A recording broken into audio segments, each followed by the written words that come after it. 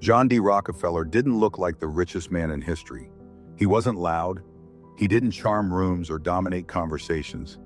He was quiet, almost stiff, a thin bookkeeper with a soft voice and a harder childhood.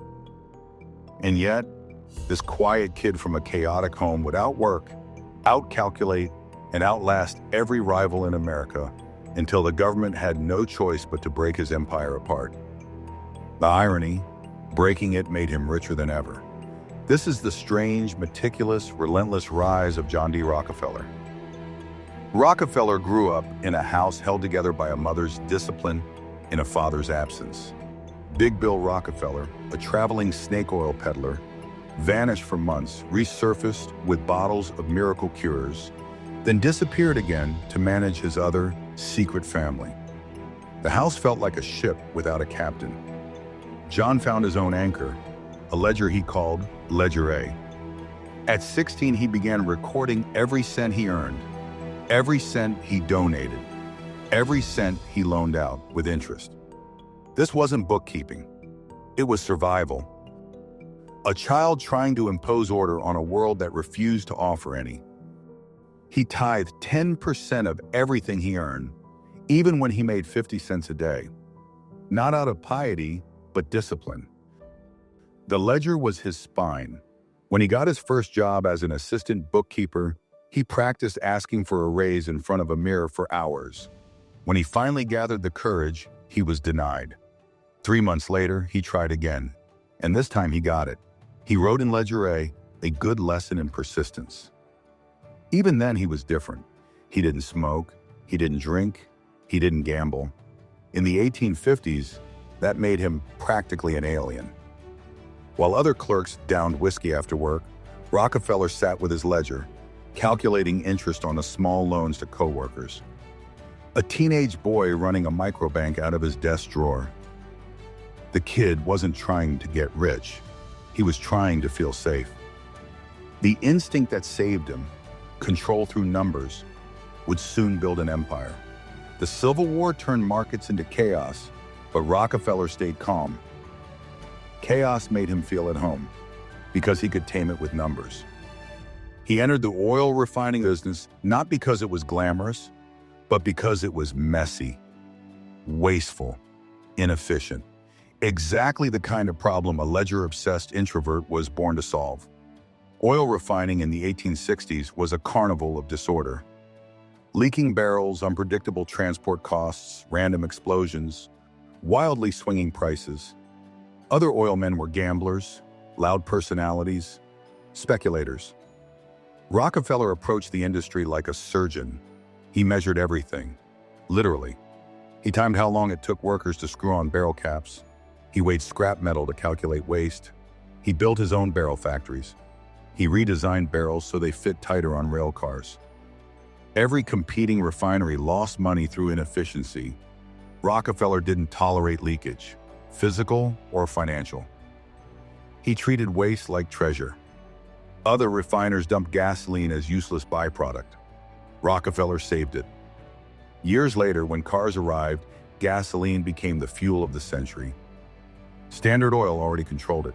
He built everything himself: pipelines, tank cars, shipping networks, chemical labs to exploit byproducts. Vertical integration before anyone had a word for it. Everyone else depended on suppliers. Rockefeller eliminated suppliers one by one until no unpredictable cost remained. He built an empire of silence. He hated shouting and chaos. He believed noise meant inefficiency. Standard Oil refineries were so quiet, journalists mocked them as Rockefeller's monasteries. But the silence meant fewer accidents, safer plants, more consistency, higher margins. He practiced what he later called silent compounding. Competitors lived rich. Rockefeller reinvested obsessively. A dollar wasn't a dollar to him. It was a seed, and he planted forests. He even predicted the end of whale oil. While others clung to tradition, Rockefeller saw ecological collapse coming. He didn't just invest in kerosene, he bet on the future of light itself, and he negotiated like a ghost. He secured secret railroad rebates because he could guarantee steady volume. In return, he kept the deals quiet. Competitors could never understand why their costs were always higher. They didn't realize they were playing a game he had already solved. By the 1880s, Rockefeller controlled about 90% of American oil refining, not through fraud, not through cooked books, but through discipline sharper than any law had prepared for. He would walk into struggling refineries and calmly say, "You will either wither slowly or join us and thrive." Many sold willingly, others resisted, and he simply lowered prices in their region until they collapsed. Rockefeller didn't shout, he didn't threaten, he squeezed the world with numbers. He lowered the price of kerosene by nearly 80%. Suddenly, even poor families could light their homes at night. He didn't sell oil, he sold affordable hours of evening light. He sold time, and America bought it. But success that total generates its own gravity and its own enemies. By 1890, politicians created the Sherman Antitrust Act. The law didn't name Rockefeller, but everyone knew who it was aimed at. Standard Oil wasn't accused of fraud, or deception, or accounting tricks. Its crime was winning too efficiently. It controlled refining, distribution, transportation, even the byproducts. Capitalism needs competition, and Rockefeller's empire had erased it. In 1911, the Supreme Court ordered Standard Oil to break into 34 separate companies. The country celebrated, newspapers cheered, competitors finally breathed, and Rockefeller quietly smiled. He owned a quarter of Standard Oil's stock.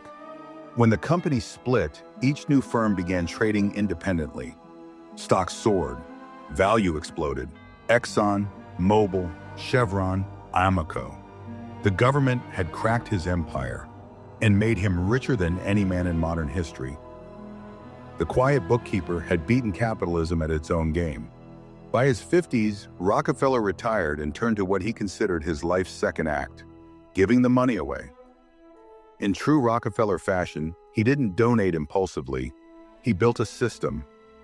He funded public health campaigns that eradicated hookworm in the American South. He created the University of Chicago.